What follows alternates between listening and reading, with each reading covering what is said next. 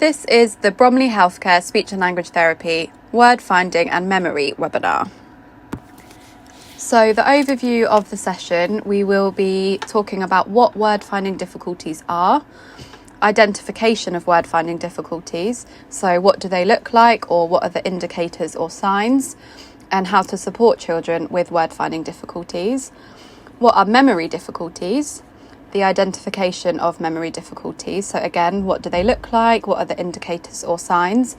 And supporting children with memory difficulties. So let's start with what is a word finding difficulty. We all have those moments of word finding difficulties when you may have heard yourself, oh, I was out the other day and I saw a, and then you can't quite grab that word. It's that tip of the tongue feeling where you can see or picture it, but you can't always recall that vocabulary or pull that word from your mind. So you may have that image and know exactly what you want to say, but can't find the words to get there. On this slide, we're going to talk about the difference between word finding difficulties versus limited vocabulary. Limited vocabulary, the child finds it difficult to learn and retain new words. The child does not use a word because they do not know it, rather than just not being able to find it. Whereas word finding difficulties, the child knows and understands the word, but struggles to access it and recall it when needed. It is possible for a child to have both poor vocabulary and word finding difficulties. The child would score poorly on vocabulary assessment and possibly even lower on word finding assessment. The child would also present with significant receptive, so understanding of spoken language, and expressive, use of spoken language difficulties overall. Okay, so on this slide we are thinking about how to support children with poor vocabulary knowledge or limited vocabulary. So you can do categorization games or sorting activities, things like odd one out or naming items within a particular category, what goes together, similarities and differences, or pre-teaching vocabulary using, for example, the word wizard approach, which I will talk about in a bit more detail on the next slide. So these types of activities are aiming to help us store our words more efficiently. So words are stored in our minds in groups, and one of the groupings is category. So for example, you've got animals or transport or food. Words are stored together in our minds based on what is similar about them. So for example, cat and dog are stored near each other as they're both animals, they're furry, they've got 4 legs, and they fall into the same subcategory of pets. Those would be stored closer together than, say, for example, cat versus elephant, because they are just animals, so they don't share that subcategory. They just have the main category of animals. And then if you were thinking about a cat versus television, they are not related, they're not in the same category, so they would not be stored close together. Okay, so now thinking about the word wizard approach, and this is an approach that we would use for pre-teaching curriculum vocabulary, and that's with the idea that we would need to teach the child a word before they hear it in the classroom. If we don't do this, they won't be able to access the entire lesson. So pre-teaching that vocabulary in time for them to hear it in the classroom means that they'll be able to access the entire lesson much more easily than if they're not taught what it means first. There's a huge demand that we're putting on the child to understand and access a lesson while simultaneously learning what the word means. So we want to reduce that demand by teaching them what the word means first, and then using it in a lesson in a way that they'd be able to access and understand. Okay, so let's use an example to try and understand what this is like for children who are trying to access and understand a lesson without understanding or knowledge of the vocabulary that's being used. So let's pretend that you're in a classroom situation and the teacher is saying this. Owing to their small size and the difficulty of handling specimens, Microlepidoptera are generally ignored by collectors, even most lepidopterists. Okay, so let's say that's what the teacher has just said, and then the teacher asks you to write down 2 examples of Microlepidopteras and to have a debate with your partner or the table that you're sitting on to debate your views on Microlepidopteras. So automatically, you don't know the vocabulary, so you can't access that part of the learning. You're not able to write down the examples, you're not able to engage in that debate with your partner or your group, because you just don't understand what that word is. If you've been pre-taught that word, you can then access that part of the learning and engage with the debate, engage with the examples, and just access more of that topic. So for children who struggle to learn new vocabulary, so those with low vocab generally or limited vocabulary, they benefit from being pre-taught that curriculum vocabulary weekly in a word wizard or a word wizard style group. And while we're talking about low vocab here and not specifically word finding difficulties, Word Wizard and pre-teaching vocab is also helpful for our children with word finding difficulties. So although they don't have specific difficulties learning the new vocabulary, they do have difficulty accessing the word once they've learnt it. And the Word Wizard approach aims to teach them the word in a way that ensures that it's stored securely, with secure phonological and semantic representations, which we'll talk about more in a few slides. And this in turn will help them to access it more easily when it's needed. So storing it securely using the Word Wizard approach means that they can access it or find the word when they need to use it. So how do we identify word finding difficulties in children? Think of the children that you work with and you know. Who do you think may have word finding difficulties? What do they do? So children often may have semantic errors. So this is where they say a word that is related to the meaning, e.g. spider for bee, so within the same category of insects. It would not normally be something far removed from the intended item. For example, they're not likely to say aeroplane for cat. So other things to look out for are phonological errors. So they might start saying a word that sounds the same or has a similar sort of structure. So for example, seed for seal. They may say, I don't know, or it doesn't matter, and they might give up on what they're trying to say. This can be quite common. Or maybe they use vague or general vocabulary, e.g. using like generic or vague verbs. So they might say going or doing rather than the specific word flying or digging. They may also talk around the houses. The technical term for this is circumlocution. So the target word's in the middle and they sort of talk all the way around it until eventually they may get to the word. They also may struggle to name pictures on demand. So when you're asking your kids, what's this, what's that, they may not be able to answer or find that word immediately to respond to you. As adults, we tend to use strategy spontaneously, but our children with word finding difficulties do not always do this. So I'm going to give an example of what it might look like to have word finding difficulties and then the strategies used to support this.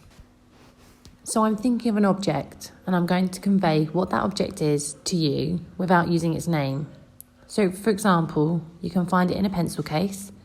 You might find it in a maths classroom. You can draw circles with it. The category or group is maths equipment and it has 2 prongs with a sharp end on one of them and you can twist it on the page with a pencil attached. The first sound is K. Hopefully you're able to guess what my object was, a compass, and hopefully you can start to identify the clues that I gave you in order to guess that item. Emily is now going to go through a strategy with you in a little bit more detail. So as adults, we tend to spontaneously use word finding strategies when we experience those moments of word finding difficulty. But like we've said, children don't necessarily spontaneously use those strategies and they need to be taught.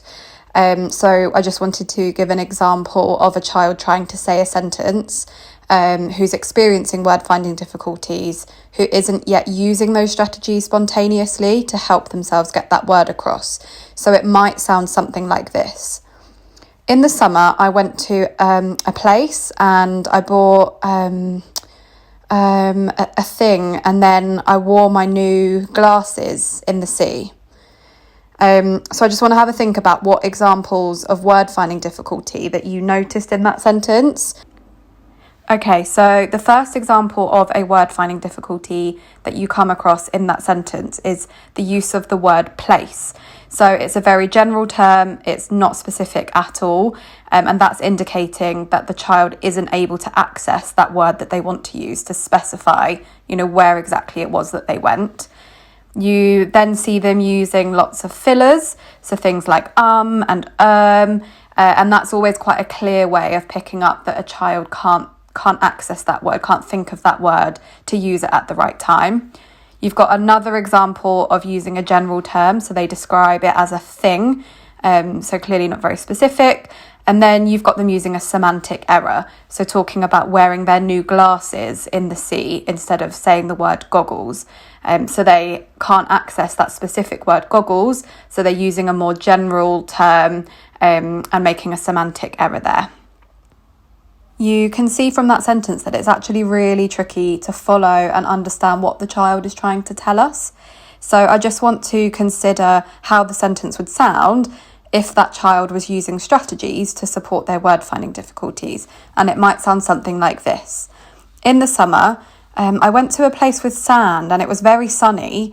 I bought a thing, a cold thing that you lick. And then I wore my new, are there things like glasses that you wear underwater? I wore them in the sea. So you can see there that they're spontaneously using a strategy of description when there's a word finding difficulty occurring. And that sentence is now much easier to be followed, even though the child couldn't find the exact words. So we're not saying that we're kind of using these strategies to make accessing the word easier, but we're using it so that they can describe what the word is in those moments of word finding difficulty. Now, what that means is that it's easier to follow what they're trying to tell us, but it also might help them access that word or help the person that they're talking to access that word, which stops the communication breakdown. And again, just to say that children will need to practice the description strategy in a structured activity first, before we can expect them to be able to do this spontaneously in a moment of word finding difficulty in conversation. So lots and lots of repetition and practice of using that description strategy with the 5-part description that is coming up next, before we can expect them to be able to do that spontaneously within a sentence or within a conversation.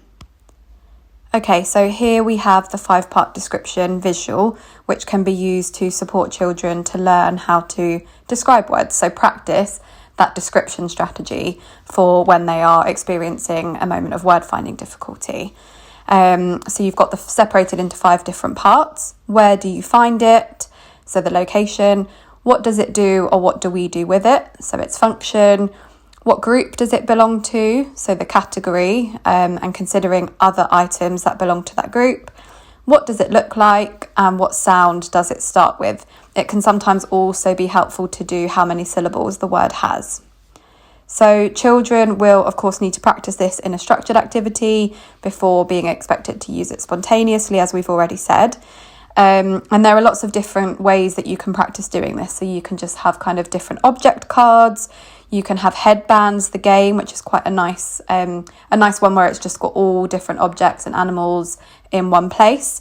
You can write or draw words or objects on a post-it note, or just think of an object in your head or find one from around the room, which is a little bit harder than when you've got that image right in front of you if you're thinking just visualising it in your head. Younger children or those with more difficulties may not be able to give all 5 descriptions straight away. So this will take practice. And initially, categorization and highlighting or indicating that first sound can be really tricky. So they're likely to need quite a high level of support with this to begin with. The overall aim of the 5-part description visual, or just generally the description strategy, is that one of 2 things should hopefully happen. So either the child describes enough features of the word that this eventually triggers them to be able to remember the name of it. So thinking that we know words are stored within semantic and phonological networks within the brain. And if you say enough things about it, this can provide enough activation to the word to enable you to recall the name of it. But even if the child doesn't remember the name, they have hopefully given a detailed enough description that the person they're describing it to knows what they're talking about. Like Word Wizard, the 5-part description can be used not just for children with word finding difficulties, but also with children with those generally low vocab difficulties. So to support them to learn new words and categorise, and just, to generally support their vocabulary learning and ability to retain and access that.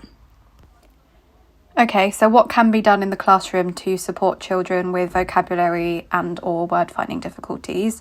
Lots of repetition. So if a child can't recall a word, tell them what it is and then check back a bit later on to see if they've remembered. Check again an hour later, then the next day, and so on until the word seems fairly stable. Be explicit. So be explicit about the category that you're working on, for example, numbers or buildings, places. And be explicit about changing the category. So saying something like, we're finished with Egyptian buildings and now we're going on to think about Egyptian clothes. Describe objects. So use any opportunities throughout the day to describe items for the child or ask the child to name items. This helps to increase their category knowledge and word storage. So, for example, you might say something like, the man in our story has a hammer. A hammer is a type of tool. Can you think of any other types of tools?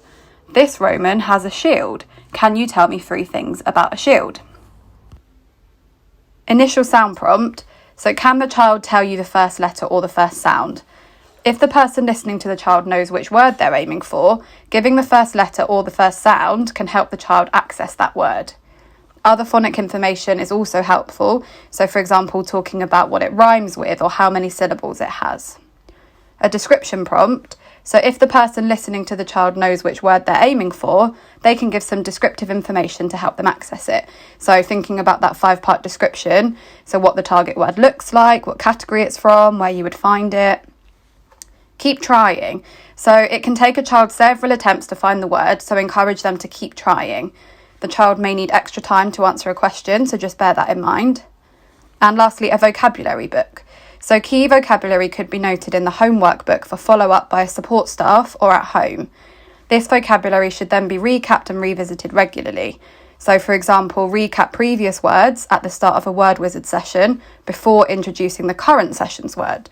So always thinking about that repetition and going back over and over words again and again. So now we're going to take a closer look at memory difficulties and specifically auditory memory. So, auditory memory is the memory for things that you've just heard. It's an important skill as it helps you to keep words long enough in your head for you to be able to work out what they mean. And if you don't do anything with this information, then your brain starts to forget this after 20 to 30 seconds. These skills can be improved through practice. People with a good auditory memory often use a strategy to help them remember what it is that they have just been listening to. So, for example, it might be easier if you can see what you're listening to. So, for example, either a visual or a picture, something just to give you a little bit of a prompt. Lots of the young people we work with will have memory difficulties, especially if they have a diagnosis of ADHD. So, your short-term memory just stores the information momentarily. Your working memory then incorporates this short-term and allows us to use and manipulate that information to learn. Poor working memory is the strongest indicator of academic achievements and affects all areas of learning. Working memory difficulties affects around 1 in 10. So now we're going to take a closer look at memory difficulties and specifically auditory memory. So, auditory memory is the memory for things that you've just heard. It's an important skill as it helps you to keep words long enough in your head for you to be able to work out what they mean. And if you don't do anything with this information, then your brain starts to forget this after 20 to 30 seconds. These skills can be improved through practice. People with a good auditory memory often use a strategy to help them remember what it is that they have just been listening to. So, for example, it might be easier if you can see what you're listening to. So, for example, either a visual or a picture, something just to give you a little bit of a prompt. There are so many situations that require your children and young people to have strong auditory memory skills, and they are really crucial to succeed within the classroom environment. So, for example, when we're told a telephone number, we wouldn't try and remember that as 6 individual digits, but instead we might use a variety of strategies to remember. So, for example, we might repeat the numbers over and over again, we may chunk the numbers, we may try and write it down, we may ask the person telling us to repeat this, or we might ask for help. It's unlikely that your kids are going to be asked to remember chunks of numbers, but they will be given spoken instructions that they'll need to follow regularly within the classroom and lessons.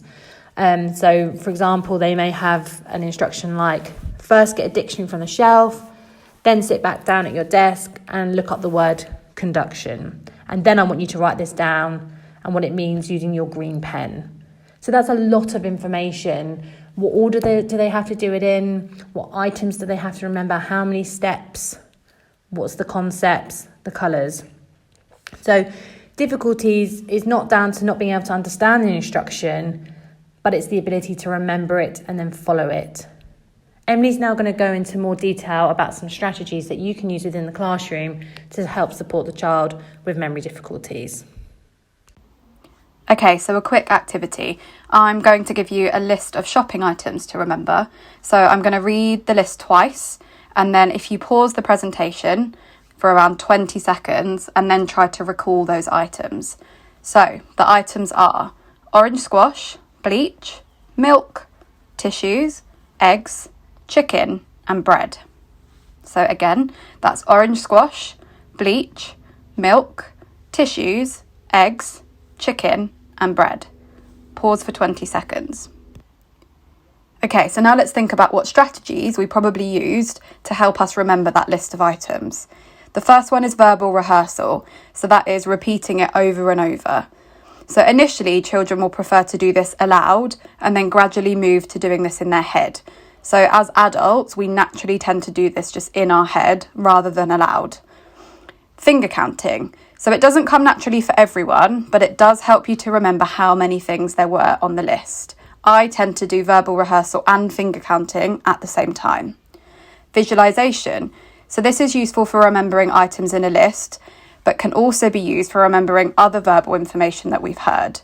So we're going to talk more about this in a few minutes. Grouping items. So you could group based on category or first sound. So for example, you might remember that there were 3 animals in a list or 3 items that begin with P. If we group items, it takes up 1 slot in the short-term memory rather than individual slots. So it means that we can remember more items. And lastly, you've got writing it down or drawing. So this is a particularly useful strategy for older children and secondary age children or young people, and it promotes independence. Younger children might prefer to draw, where writing is still quite tricky, but all of these strategies are really helpful ways to support us to remember items from lists. We need to teach children how to use the strategies to support their own auditory memory, and initially this needs to be done in structured activities with lots of repetition and support before we can expect them to kind of generalise this and be using them spontaneously. I'm now going to talk to you about visualisation. So this is where you make a mental picture in your head. I once had a student explain it to me as, it's like I'm dreaming but I'm awake. So a bit like a movie in your head, which I thought was quite a nice way to explain it for younger children. So when we first start doing this strategy, we start on paper. This is a higher level strategy and sometimes might be a bit too difficult for some children or especially younger kids. So as I mentioned, visualisation can help us to remember lists, but can also help us to remember longer verbal bits of information, such as stories and instructions. So what you do is you're imagining yourself carrying out that instruction. So you're picturing, it might be your route to work, your route to school. It might be you going down the aisles of the shop. So you're putting those items in your basket. So you're creating a really strong image in your head, especially as the instructions or the list is being read to you. So as I said at the start, we sometimes start teaching the strategy of visualisation by encouraging the child to physically draw the thing that they're trying to remember on paper. Then explain that this is what we are trying to do, but they need to do that in their heads. They then use that mental picture to help themselves remember the instruction or the story. Again, as I mentioned before, this is a higher level strategy and may be too difficult for some children. For example, some children with social communication difficulties or kids who are on the autistic spectrum disorder, they may find it difficult to put that picture in their head or imagine. Visualisation, though, does take the pressure off our auditory memories and it does share and transfer it completely to our visual memory. So here comes the fun bit, the actual games for practicing memory strategies. Throughout these games, please do encourage and support your children to use their strategies to help them remember. You may want to create a visual that has the memory strategies in front of them, so as a prompt. You could create this on something like clip art or widget. So for example, when they're playing the shopping game, get them to count on their fingers how many items there are to remember. Again, you might want to prompt them to use the visual. Or repeating the instruction from the treasure hunt over and over and over again. So we're now about to go into detail about how each game works. So you may be familiar with these from your own childhood, or if you have your own children, you may have played these, or they might be games that you're used to seeing within your school setting. But we'll just go over them again to have a bit of a recap. So the first game I want to talk about is Kim's game. So this is where you have a selection of items on a tray and you try to memorise these games by looking at them. You then cover them up so that the child can't see, and then you take away an item. Is the child able to remember what was there, what was missing? This is a particularly useful game for practicing visualisation strategies.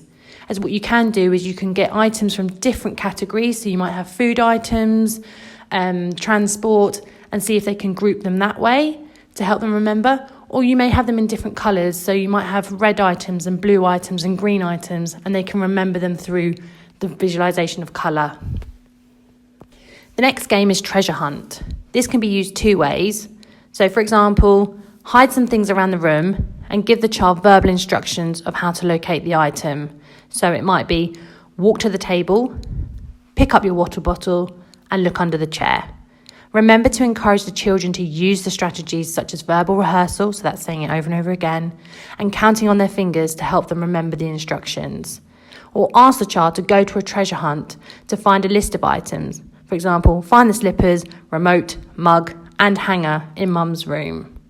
Don't be afraid to ask the child what their preference is for memory strategies as well.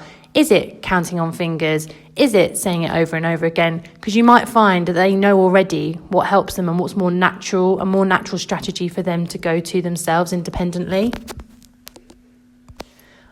Also, as your children get more practice at these strategies, you can make it more and more difficult and make it more challenging. So with any of the games, you can use lots of different items or objects, or have the table or tray a little bit away from where you are working, so maybe just outside the classroom or in the kitchen. Then you've got to ask the child to go and get a few of the items from the table and tray. So by the time they've got there, they've got to remember what items, and by the time they come back as well. So this makes it a little bit more tricky for you. Finally, let's consider some classroom or environmental strategies for supporting memory difficulties. So chunking.